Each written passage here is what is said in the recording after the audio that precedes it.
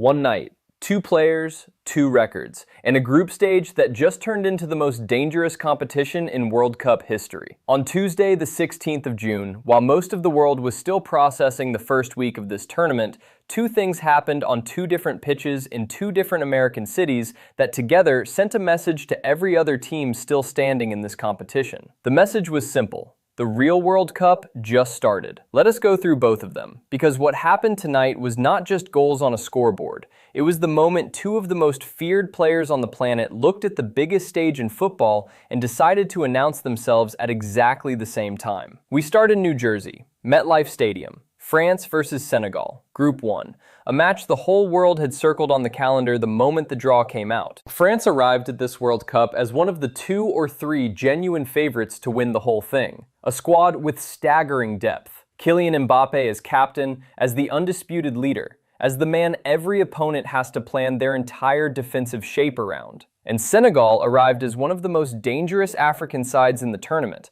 with Nicolas Jackson leading the line and a belief that they could trouble anyone. For the first 45 minutes, it looked like Senegal might be right. France were sluggish, disconnected. Mbappe was peripheral. The combinations were not clicking. And Senegal, rather than sitting back and absorbing pressure, went after them. Jackson hit the post in the 25th minute. He put another one over the bar in the final seconds of the half. France, in their first 45 minutes of this World Cup, generated almost zero meaningful attacking threat. The expected goals number at halftime told a brutal story. Senegal had been the better team. And then Didier Deschamps made a decision at halftime that changed the entire match. He moved Michael Olise infield from the right wing, putting him in a more central creative role where he could connect directly with the players around him rather than operating in isolation out wide. Within 21 minutes of the second half starting, France had the lead. Olise picked up the ball in midfield, looked up, and played a pass that split the Senegal defense open. Mbappe read it perfectly. He darted across the penalty area, arrived at exactly the right moment, and struck the ball first time into the bottom corner. Clean. Clinical, completely inevitable the way his best goals always feel, like the result of something that was always going to happen and you were simply watching it arrive. That was goal number 57 for France. That was Mbappe drawing level with Olivier Giroud as the all-time leading scorer in French national team history. Bradley Barcola came off the bench and made it 2. Senegal pulled one back in stoppage time through a well-taken Ibrahim Mbaye strike, giving themselves a lifeline and making the final minutes uncomfortable. And then, in the 96th minute, with France needing to close the game out and the whole stadium holding its breath, Mbappe picked up the ball well outside the penalty area, turned, and absolutely hammered a shot into the top corner from distance that left the goalkeeper with absolutely no chance. That was goal number 58. That was history. At 27 years old, in his 99th appearance for his country, on the opening night of his 3rd World Cup, Kylian Mbappe became France's all-time top scorer. He passed Olivier Giroud, who needed 137 appearances to reach 57 goals. Mbappe did it in 99. He passed Thierry Henry, he passed Michel Platini, he passed every name in French football history. And he did it with a thunderbolt from range in stoppage time at the World Cup. As if the script had been written specifically so the moment would be as dramatic as possible. His World Cup tally now stands at 14 goals. The all-time record is 16, held by Germany's Miroslav Klose. Mbappe needs just 3 more goals at this tournament to break it, and France have not even reached the knockout rounds yet. That was New Jersey. Now let us talk about Boston. Gillette Stadium, Iraq versus Norway, later the same evening. A group stage match that looked, on paper, like a relatively straightforward result for a Norway side built around one of the most imposing strikers the sport has ever produced. But here's the thing about Erling Haaland. He has been carrying the weight of a World Cup that never came for most of his career. Norway failed to qualify for Qatar in 2022, and for a player who had already won league titles, Champions Leagues, and virtually every individual award available at club level, the absence of a World Cup was the one thing hanging over him. Tonight, that changed. Haaland's first World Cup goal came in the 29th minute. A low cross from the left, arriving at the back post, and Haaland was exactly where any world-class striker should be, arriving at the right moment and turning it in. His first ever World Cup goal, delivered with the efficiency and timing you expect from a man who has been doing this his entire career. The stadium erupted, and you could see what it meant to him. Iraq pulled level 10 minutes later through a brilliant Ayman Hussein header from a cross that caught Norway's defense flat. For a few minutes, the match was genuinely open, and then the goalkeeper happened. Iraq's goalkeeper Jalal Hassan received a routine back pass from one of his own defenders. The straightforward, professional, consequence-free thing to do in that moment is to control the ball, look up, and play it out. Hassan instead waited for the ball to come to him, hesitated, and then watched as Haaland pressed hard and forced a panicked clearance that went directly off the striker's body and into the net.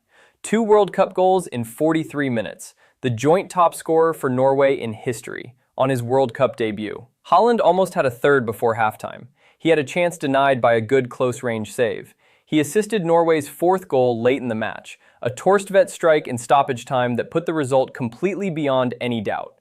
The final score was 4-1, a comfortable, comprehensive victory for a Norway side that looks organized, well-drilled, physically imposing, and built around a striker who has been waiting for this stage his entire professional life. Now sit with both results for a moment, because taken together, they say something important about where this World Cup is heading. Group 1 now has France sitting on 3 points with a goal difference of +2. Norway sitting on 3 points with a goal difference of +3.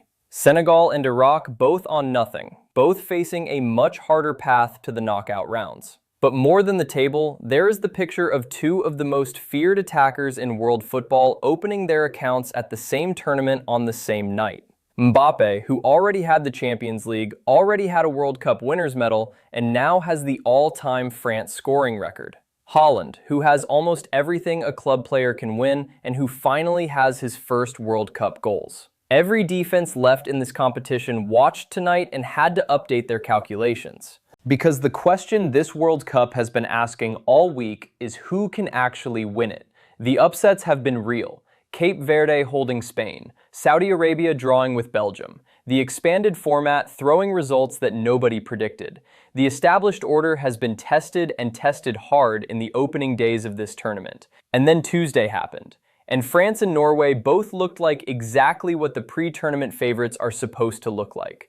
Dominant when it mattered, clinical when chances arrived, built around players who perform better on the biggest stages rather than worse. Mbappe's first half on Tuesday was poor. He was nowhere near his best. He was not connecting, not finding space, not threatening. And then the second half started, and within 20 minutes, he had scored a historic goal and put France in control of a match they had no business controlling based on what came before it. That is what separates certain players from the rest. Not that they are always brilliant, but that when the moment requires it, they find something that nobody else can. And Haaland scoring twice on his World Cup debut, including a goal that came from pure, relentless pressing pressure, is a reminder that his way of playing does not require a perfect team performance. It requires space, it requires movement, and it requires the willingness to press a goalkeeper until he makes a mistake. Haaland will do that every single game, and at some point in every game, it is going to produce something. 2 records broken on the same night. One tournament that suddenly feels like it has found its shape. The upsets will keep coming. The expanded format guarantees chaos in the group stage. But France and Norway both served notice on Tuesday that the chaos has its limits, and that the teams built around genuine world-class players have a different gear available to them that the smaller nations simply cannot match. So what do you think? Is France the team to beat at this World Cup now that Mbappe looks locked in and the record books are being rewritten? Or is Norway, with Haaland suddenly firing on his first ever World Cup stage, the dark horse that nobody is taking seriously enough? Drop it in the comments. I read every single one. A like genuinely helps more than you would think. And subscribe if you want World Cup coverage that covers the game and the history being made inside it. Football at this scale is never just a tournament. It is a moment in time. And tonight, 2 players made sure that moment is going to be remembered for a very long time.